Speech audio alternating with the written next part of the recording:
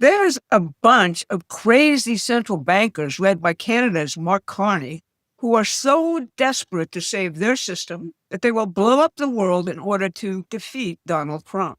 Every day now, the media tells us that Donald Trump is making things crazy and chaotic. Trade wars, the Iran war, Japan bailouts. They even say Trump's chaos has put the American psyche under siege. But notice the one war they never talk about, the one between Ukraine and now Canada, the UK, and the EU against Russia, the one that can blow up the entire human race in an angry push of a button. Russia is issuing a stark warning to Britain. Foreign Minister Sergei Lavrov says Moscow could treat direct British involvement in strikes on Russian territory as participation in the war, with all the ensuing consequences. If you pull that thread, everything else that is happening comes into a clearer view. I'm Barbara Boyd, and I've followed the most dangerous war in the world ever since it started back in 2014 when Barack Obama and British Prime Minister David Cameron overthrew the duly democratically elected Ukrainian government in a coup d'etat. Today, we'll first look at why Russia just declared the British to be combatants in this war. Then we'll show you Canada's role in these evil schemes. Finally, we'll show you how the chaos narrative is a nasty foreign propaganda operation aimed at getting you to stay home or vote wrong in the midterms. The new UK Prime Minister, Andy Burnham, was in Ukraine Monday. He pledged eternal support to Ukraine in the war with Russia. Concretely, both France and Britain are providing Ukraine with the blueprints for long-range strike missiles aimed at Russia so the Ukrainians can make them.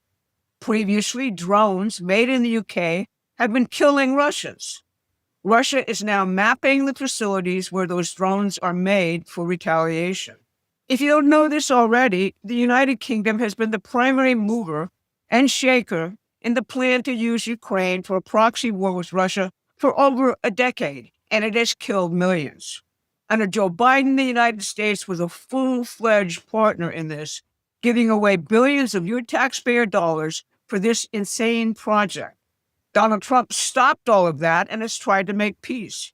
He has been resisted at every turn by the British and the Europeans who see war production as the only way to save their failing economies. Now, Europe's economies are green and floundering. Now that U.S. taxpayers will no longer pay for the majority of their defense budget, they're in major crisis.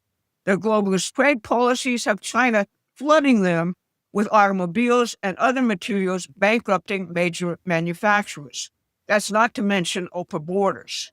Throughout Europe, populations are in revolt against their leaders. Mark Carney has emerged as the principal spokesman for this permanent warfare economic salvation strategy. That's not accidental.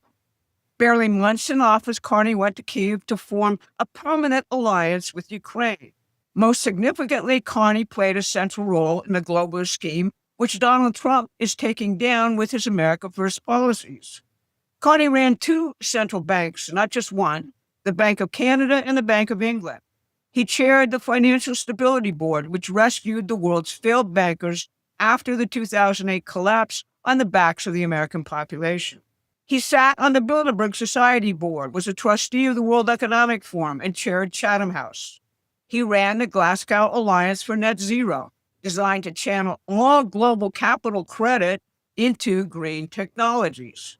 His longtime associate, Chrystia Freeland, is now the special assistant to Zelensky for Ukrainian economic development.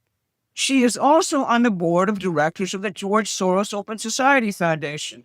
She is also now the head of British intelligence's premier soft power institution, the Rhodes Trust. You can't get more British Empire than the two of them.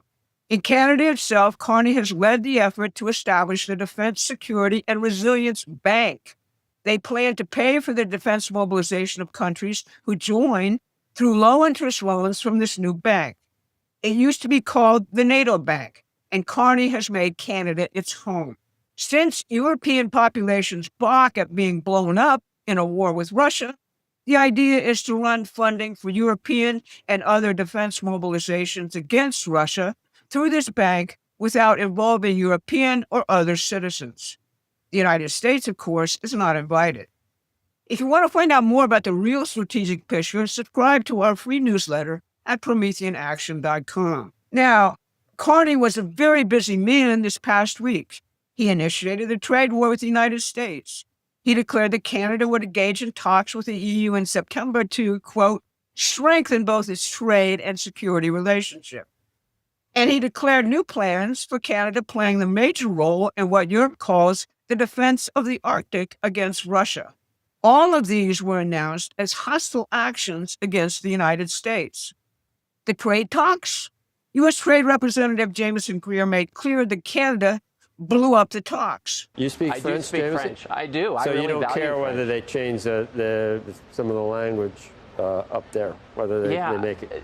No, I mean that was a funny fake story, and I don't think that that I speak French too. My kids speak French. One of my kids was born in Paris, so I like the Québécois, and I like that they speak French. What we don't like is a situation where Canada, the federal government, forces American tech companies to take their earnings and give a percentage to their competitors in Canada. Carney even invented a fake story that a U.S. demand requiring Quebec to abandon its French language requirements for packaging caused the talks to collapse. Greer said that story was totally fake. Here's Carney talking about the new and deep relationship Canada will have with the EU. Just listen to his snark. This fall, we will begin intense discussions with the European Union, the world's second largest economy, to build a much stronger and deeper economic and security partnership. Now, we can build such unparalleled access because we're trusted, because we're reliable, and because we have what the world wants. Which brings us to the Arctic. In August of 2025, President Putin and President Trump held talks in Anchorage, Alaska, about the war in Ukraine and future U.S.-Russian cooperation. Among the items discussed was development of the Arctic's vast mineral resources and its transportation corridors for the world's goods. That included the long-planned Bering Strait tunnel joining the U.S. and Russia at Alaska.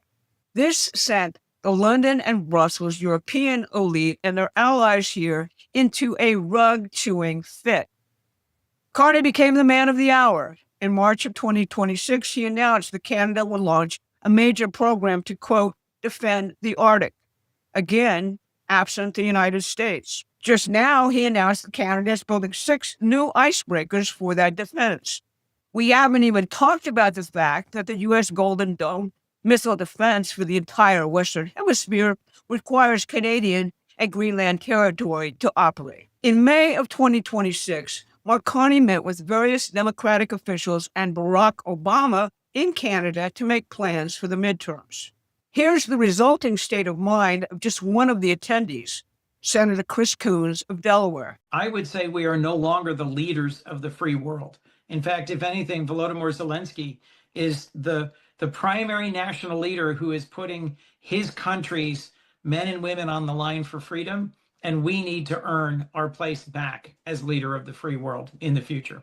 As you might have figured out by now, Carney and his Democrat fellow travelers like Chris Coons are quite crazy. Zelensky is the leader of the free world? Come on, man. Their plans and attacks on the president have no real basis in reality.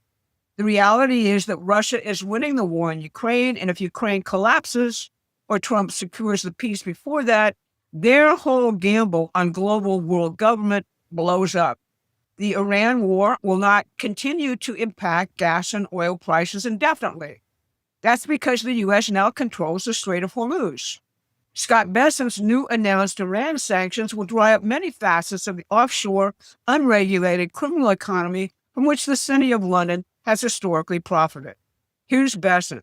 For example, every branch of Bank Melay must be shuttered and dark. And let me be clear, any entity that facilitates money laundering on behalf of Iran will be removed from the US dollar system. The clock just started ticking.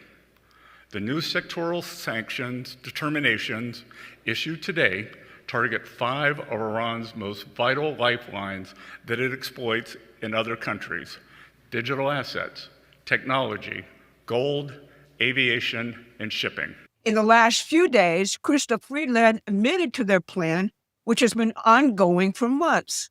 She said the goal of this grouping now is to wage, and I'm quoting, psychological warfare on Americans, perception warfare, make them misperceive reality.